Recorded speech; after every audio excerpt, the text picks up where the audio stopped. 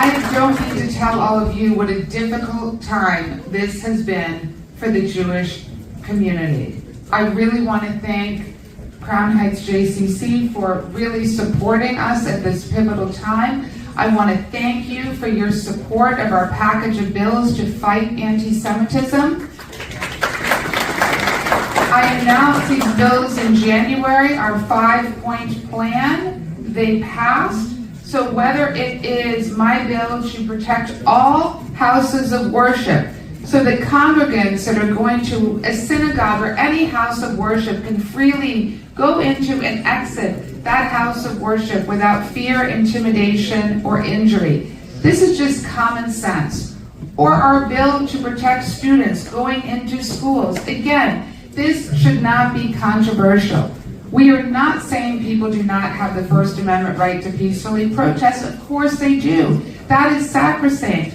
But no student, and we have students in this community who are trying to go to school and exit school, they should not have to face intimidation, fear, or harassment. That should not be controversial. That should be basic common sense. So I really thank you so much for this award. It is of great meaning to me. Right now, the scourge of anti-Semitism, we have just an epidemic in our city. The fact that anti-Semitic hate crimes are 53% of all hate crimes, yet our Jewish community is approximately 12% of New York City. I went to Brooklyn to a playground a month ago. 73 swastikas spray painted onto a playground. What kind of city have we become where this is normalized and socialized? It's totally offensive and unacceptable. And that is why we passed our 5-point plan to combat anti-Semitism. And as a daughter of a Holocaust survivor, my mother and grandmother hid in a cellar for over a year in Budapest. They did not know whether each day would be their last day, what meal would be their last day. My grandfather was killed in the Holocaust simply because he was born Jewish. So we as a city now have to stand up with one voice. We have more in common than we do apart.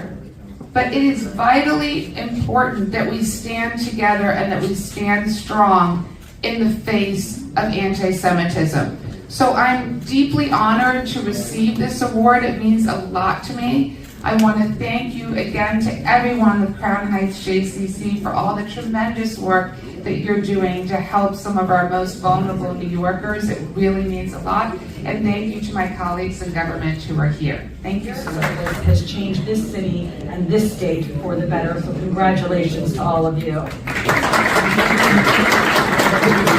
That idea feels especially relevant here in Crown Heights, where organizations like the JCC work to strengthen the bonds that hold a community together. It also reflects how we think about public safety.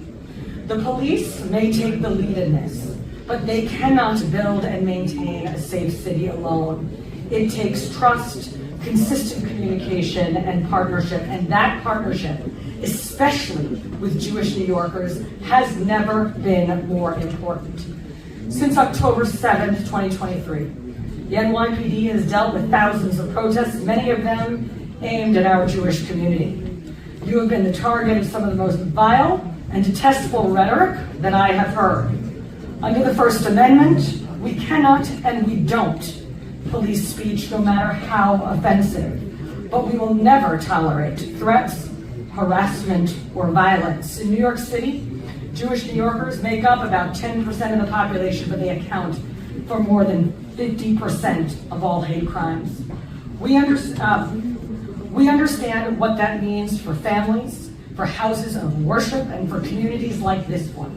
That's why the NYPD is relentless in investigating every complaint and confronting hate in any form, led by our Hate Crimes Task Force, the premier unit of its kind in the nation. Last year, our efforts helped reverse the upward trend that we saw after Hamas's attack on Israel. In 2025, hate crime incidents actually declined nearly 16% overall, with anti-Jewish crimes down nearly 7%. After a rise to start 2026, we are now down this year so far in both anti-Semitic and overall hate crimes year to date.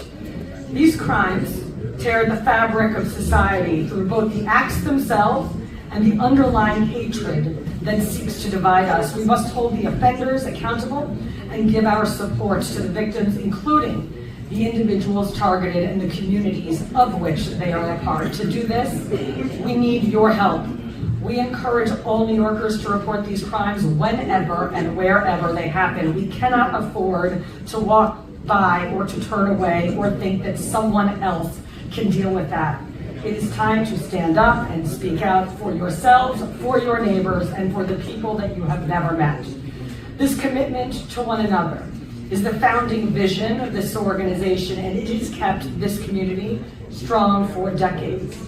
And we must draw on that strength now, because the impacts of October 7th have been magnified by rising tensions amid the war in Iran.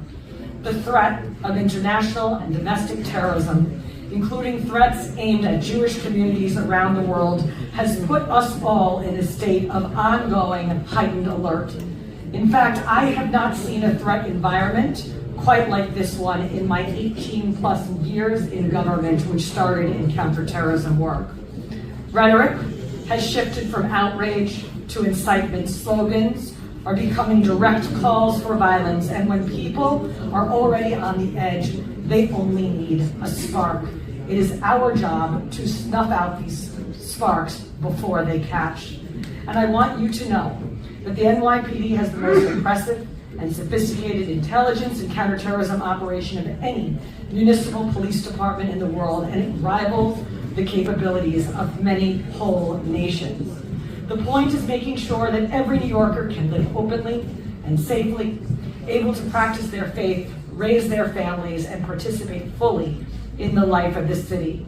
Organizations like the Crown Heights JCC play an essential role in that effort by strengthening families, supporting those in need, and bringing communities together. You build the kind of neighborhood where people look out for one another, and that builds a stronger and safer New York City. So thank you again for this honor, and thank you for your leadership, your partnership, and all that you do for the people of Crown Heights. Make sure that the staff of the 9th Congressional District of New York is reflective of the diversity of the people that I represent. And so, give it up for Ellie Slavin.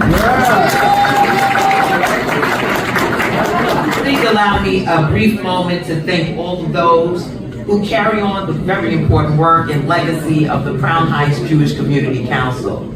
I have to speak to my brother from another mother, Hanina Sperling. And that is really true. I was just sitting with Hanina and I said to him, Hanina, we both grew up right here in Crown Heights. I grew up just around the corner, Midwood Street. And I remember when Hanina's hair was red. Gentleman rammed into the Lubavitch headquarters on Eastern Parkway. Yoli came to my aid because he heard that I was coming out to attend the press conference, and he fell. And he broke his leg, his hip, his arm, everything. He's been in the hospital for 7 or 8 weeks. He's had a number of surgeries. And here he is today because he is part of Crown Heights. Let's give it up for Yoli. Oh, we can do better than that. Everybody post Yoli. Yay, say Yoli. Say Yoli. That's my son. 2, I want all of you to pray for our Secretary of State this morning. His mom might be transitioning at this moment. So let's pray for Walter Mosley. His mother, Marilyn Mosley, was taken to the hospital. So please, please, please, she's in critical condition. Please, please, please pray for Walter Mosley. I know that all of you know who the Secretary of State is. He was once an assembly member, represented this community. And so right now he needs our prayers more than ever before. So please, please, please pray for Yoli.